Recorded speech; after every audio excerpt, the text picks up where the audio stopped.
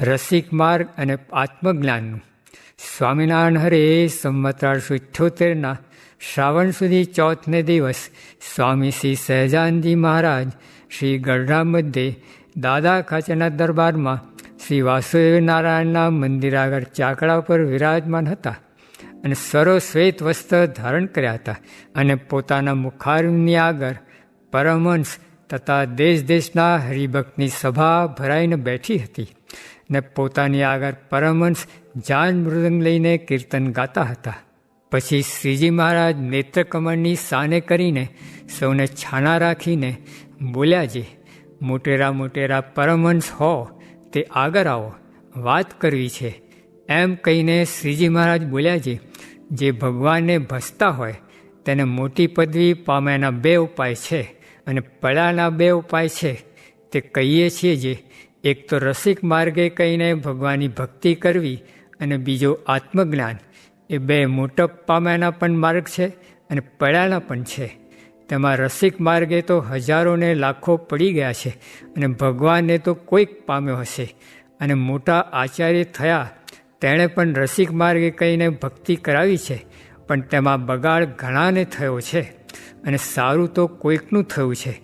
કારણ જે રસિકપણે કહીને જ્યારે ભગવાનનું વર્ણન કરે ત્યારે ભગવાન ભેળું રાધિકાજી તથા લક્ષ્મીજી તથા તેની સખીઓ તેનું પણ વર્ણન આવે, અને જ્યારે સ્ત્રીઓનું વર્ણન આવે ત્યારે તો તેના અંગો અંગનું વર્ણન થાય, ત્યારે વર્ણનના કરનારાનું મન નિર્વિકાર કેમ રહે? અને ઇન્દ્રિયોનો તો એ જ સ્વભાવ છે, જે સારો વિષય હોય તે ઉપર જ પ્રીતિ હોય.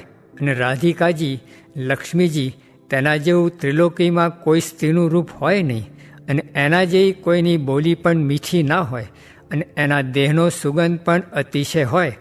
માટે એવા રૂપને દેખીને અથવા સાંભળીને કયા પ્રકારે મોહ ના થાય? એ તો થાય જ.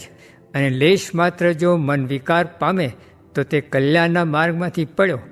માટે રસિકની રીતે જે ભગવાનને ભજે તેને એ મોટું વિઘ્ન છે. અને બ્રહ્મ જ્ઞાનમાં તો આવી રીતે અવરું સમજાય છે, જે ભ્રમ છે તે જ પ્રકૃતિ પુરુષ રૂપે થાય છે, અને પછી તે જ બ્રહ્મા વિષ્ણુ શિવ રૂપે થાય છે, ને પછી તે જ બ્રહ્મ સ્થાવર જંગમ રૂપે થાય છે. અને તે સ્થાવર જંગમ રૂપ જે આકાર તેને વિશે રહ્યા જે જીવ તે રૂપે પણ બ્રહ્મ થાય છે. એવી રીતે બ્રહ્મ જ્ઞાનને અવરું સમજીને પછી સમજનારો પોતાના જીવને પણ ભગવાન જાણે છે, ત્યારે એમ સમજનારાને ઉપાસનાનો ભંગ થયો, માટે એ પણ ભગવાનના માર્ગ થકી પડ્યો. એવી રીતે બ્રહ્મ જ્ઞાનમાં પણ ઉપાસનાનું ખંડન થાય એ મોટું વિઘ્ન છે. કારણ જે સમજીને સર્વના કારણ અને સર્વના સ્વામી એવા જે ભગવાન તેનું જ ખંડન થયું. માટે એમ સમજનારો પણ કલ્યાણના માર્ગ થકી પડ્યો જાણવો.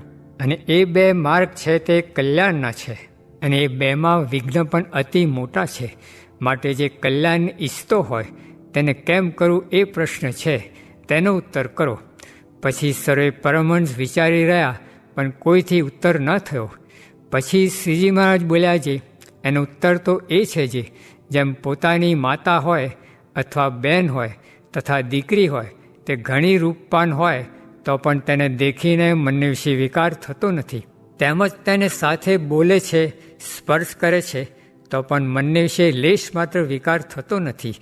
એવી રીતે ભગવાનના ભક્ત જે બાઈઓ હોય તેને વિશે મા, બહેન ને દીકરી તેની બુદ્ધિ રહે તો કોઈ રીતે વિકાર થાય નહીં. અને રસિક માર્ગે કહીને ભગવાનને ભજીને અભયપદને પામે. અને જ્યારે એમ ન સમજે અને કોઈ મોટા ભગવાનના ભક્ત બાઈઓ હોય તેને દેખીને અવરું સમજે ત્યારે એને મોટો દોષ લાગે. અને જે અન્ય સ્ત્રીને દેખવે કહીને દોષ લાગ્યો હોય તે તો ભગવાનના ભક્તને દર્શને કંઈ ટળે છે. અને ભગવાનના ભક્તને જોઈને જે દોષ લાગ્યો હોય તેને ટાળાનો ઉપાય શાસ્ત્રમાં કહ્યો જ નથી. તેમજ ભગવાનનો ભક્ત જે પુરુષ હોય તેને દેખીને જે સ્ત્રી અવરું સમજે તેને પણ એ પાપ થકી કોઈ કાળે છૂટાય નહીં. ત્યાં શ્લોક છે, અન્ય ક્ષેત્રે કૃતમ પાપમ તીર્થક્ષેત્રે વિનશ્યતિ, તીર્થક્ષેત્રે કૃતમ પાપમ વજ્રલેપો ભવિષ્યતિ. એ શ્લોકનો અર્થ એ છે, જે બીજે ઠેકાણે પાપ કર્યું હોય તે તો ભગવાન કે ભગવાનના ભક્ત પાસે ગયે છૂટે. અને ભગવાને ભગવાનના ભક્ત પાસે જઈને જે પાપ કરે તે તો તીર્થ ક્ષેત્રનું પાપ છે, તે વજ્રલેપ થાય છે. માટે જેને રસિક માર્ગે કહીને ભગવાનને ભજવા હોય તેને તો જેવી રીતે અમે વાત કરી તેવી રીતે નિર્દોષ બુદ્ધિ રાખવી. હવે જે બ્રહ્મ જ્ઞાનનો માર્ગ છે તેમાં તો એમ સમજવું જે ભ્રમ છે તે તો નિર્વિકાર છે ને નિરંશ છે, માટે એ વિકારને પામે નહીં ને એના અંશ પણ થાય નહીં. અને એ બ્રહ્મને જે સર્વરૂપે કહે છે તેનું તો એમ છે એ બ્રહ્મ જે તે પ્રકૃતિ પુરુષાદિક સર્વેના કારણ છે ને આધાર છે ને સર્વને વિશે અંતરામી શક્તિ કહીને વ્યાપક છે. માટે જે કારણને આધારને વ્યાપક હોય તે કાર્ય થકી પૃથક હોય નહીં. એમ સમજણને લઈને એ બ્રહ્મને શાસ્ત્ર જે તે સર્વરૂપ કહે છે, પણ એ બ્રહ્મ જ વિકાર પામીને ચરાચર જીવરૂપે થઈ ગયા એમ ન સમજવું. અને બ્રહ્મ થકી પરબ્રહ્મ જે પુરુષોત્તમ નારાયણ તે નોખા છે ને બ્રહ્મના પણ કારણ છે ને આધાર છે ને પ્રેરક છે એમ સમજીને પોતાના જીવાત્માને બ્રહ્મ સંગાથે એકતા કરીને પરબ્રહ્મની સ્વામી સેવક ભાવે ઉપાસના કરવી. એવી રીતે સમજે ત્યારે બ્રહ્મ જ્ઞાન છે તે પણ પરમપદને પામ્યાનો નિર્વિઘ્ન માર્ગ છે. ઇતિ વચનામૃતમ.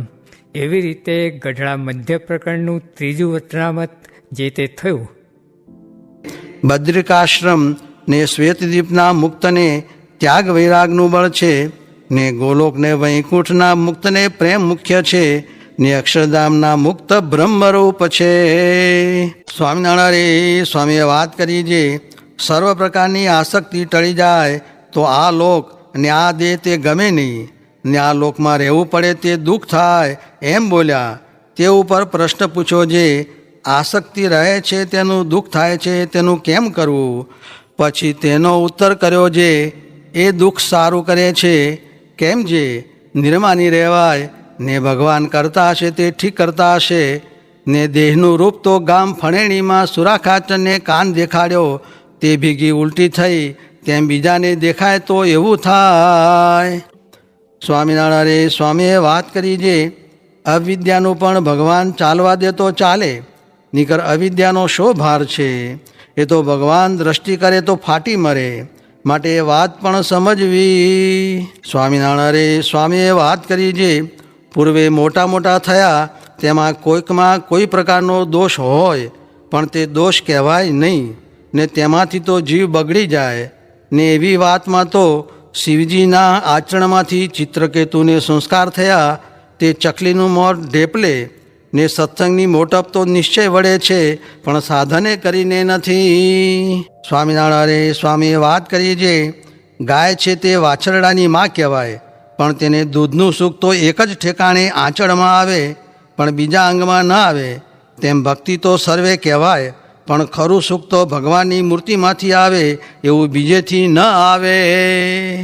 સ્વામિનારાયણ સ્વામીએ વાત કરી જે હરિશંકરભાઈએ પૂછ્યું જે વળવા નળ અગ્નિ જેવા સાધુ કેમ સમજવા. ત્યારે સ્વામીએ કહ્યું જે સત્સંગી જીવનમાં તેના લક્ષણ કહ્યા છે જે પુષ્પહારાય સર્પાય એવું વર્તે, તથા ભગવાનની મૂર્તિને અખંડ ધારે, તથા સત્સંગ શબ્દનો અર્થ કર્યો છે તેવા લક્ષણ હોય, તથા ઘણાક જીવને ભગવાન ભજાવે ને પોતે શુદ્ધ રહે, લગાર આજ્ઞા લોપે નહીં એવા હોય. ને કોઈ તો ઘણાને ભગવાન ભજાવે એવા ભગવાનના બળથી થયા હોય, ને પોતે જાતા રહે એવા હોય. તે ગોપાળ સ્વામીને સત્સંગ કરાવ્યો તે ગુરુ પણ જાતા રહ્યા, માટે એમ મોટાઈ સમજવી નહીં. એ તો વ્યવહારિક મોટાઈ છે, પણ વચનામૃતમાં મોટાઈ કઈ છે જે ભગવાનનો નિશ્ચય હોય ને આજ્ઞા પાળે એ મોટા છે. ને વળવા નળ અગ્નિ જેવા ન હોય તો આટલા બધા માણસને સત્સંગ કરાવે ને પોતે નિર્લેપ કેમ રહે. માટે આપણે મનાય એ કાંઈ મોટા નહીં. મહારાજની આજ્ઞા પ્રમાણે મોટાઈ સમજવી તે 4 પ્રકારના પ્રશ્નમાં બીજાએ ધ્યાનનું કહ્યું ને મહારાજે વાતો કરવાનું કહ્યું. સ્વામિનારાયણ હરે સ્વામીએ વાત કરી છે સ્ત્રી હોય તે સર્વ આપીને ધણી રાખે, કારણ કે રંડાબો તો ગાળવો ન પડે. તે ઉપર હરિશંકરભાઈનું દ્રષ્ટાંત દીધું છે સૂતા સૂતા ખાઈને પણ ઘરમાં રહે તો રંડાપો તો ગાળવો ન પડે, તેમ આપણે સર્વે આપીને ભગવાન રાખવા. સ્વામિનારાયણ હરે. સ્વામીએ વાત કરી છે મધ્ય પ્રકરણનો 9મો વચનામૃત વાંચવાની આજ્ઞા કરીને બોલ્યા છે. આ વચનામૃતમાં કહ્યું છે તેમ મહારાજને પુરુષોત્તમ જાણશે ને સત્સંગમાંથી નીકળી જશે તો પણ અક્ષરધામમાં જશે, ને સત્સંગમાં રહેતો હશે ને ધર્મ પાળતો હશે ને ઉર્ધ્વ રહેતા હશે, પણ મહારાજને પુરુષોત્તમ નહીં જાણે તો બીજા લોકમાં જશે. સ્વામિનારાયણ હરે.